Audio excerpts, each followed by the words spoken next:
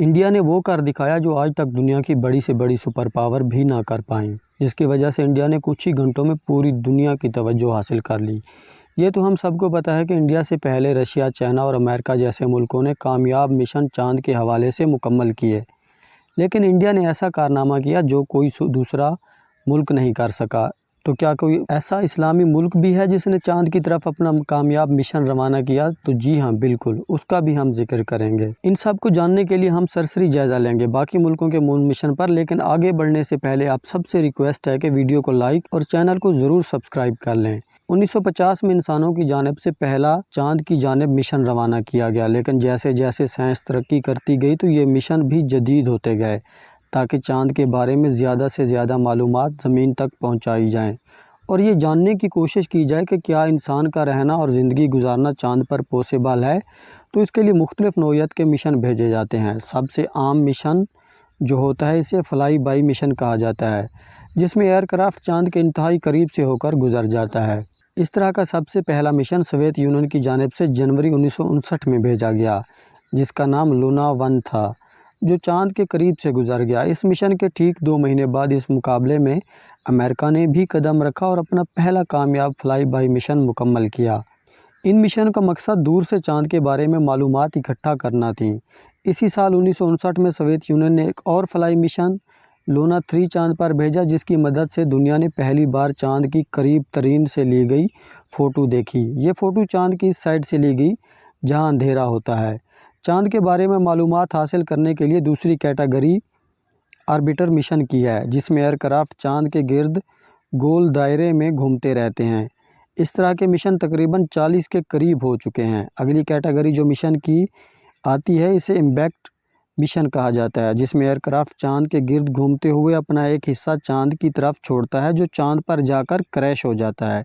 Crash land इसलिए कराई जाती है ताकि एयरक्राफ्ट का जो हिस्सा चांद पर जाकर क्रैश होता है, इससे जो मिट्टी और गिर्द हवा में उड़ती है, इसे क्राफ्ट का दूसरा हिस्सा कैच करके मालूमात हासिल कर सके। चांद की मिट्टी के अंदर पाई जाने वाली मादनियात के बारे में मालूमात हासिल कर सके। इस तरीके से पता चलता है कि चांद पर पानी के आसार मौजूद हैं। अब बात करते हैं फोर्थ कैटेगरी की, जिसको लैंड मिशन कहा जाता है। इसमें एयरक्राफ्ट क्रैश नहीं करता बल्कि बड़े आराम से चांद पर लैंड करता है।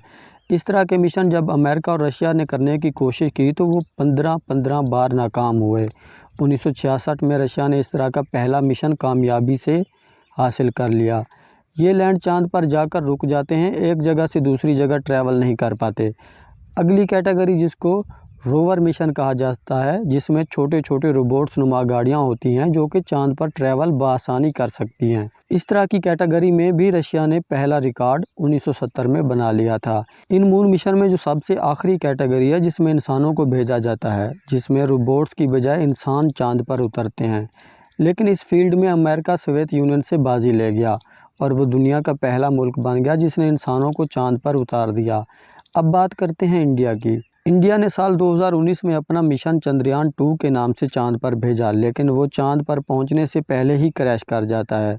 इसके बारे में इंडिया की स्पेस अथॉरिटी ने बताया है कि जब लैंडर चांद से सिर्फ 2 किलोमीटर की दूरी पर होता है तो वो अपने तयशुदा रास्ते से भटक जाता है, क्योंकि इस लैंडर ने चांद की फ़ोटो लेकर फैसला करना था कि इसे किस जगह लैंड करना है। इसके सॉफ्टवेयर के मसाइल की वजह से ना तो वो फ़ोटो ले पाया और ना लैंड कर पाया। बिलाखिर वो चांद के इंतहाई करीब जाकर क्रैश कर जाता है। जिस मिशन को चंद्रयान 2 पूरा नहीं कर सका, इस मिशन को पूरा करने के लिए चंद्रयान 3 रवाना किया गया था और इन सब गलतियों को दूर किया गया था, जिसकी वजह से चंद्रयान 2 का मिशन नाकाम हुआ था। चांद पर एक दिन तकरीबन ज़मीन के 1 महीने के बराबर होता है, यानी 2 हफ्ते दिन और 2 हफ्ते रात। तो चंद्रयान 3 के मिशन को दिन के वक्त उतारा गया ताकि वो सही तरीके से काम कर सके, क्योंकि जब चांद पर रात होती है तो टेम्परेचर इंतहाई नीचे गिर जाता है, जो कि तकरीबन -232 सेंटीग्रेड के करीब होता है।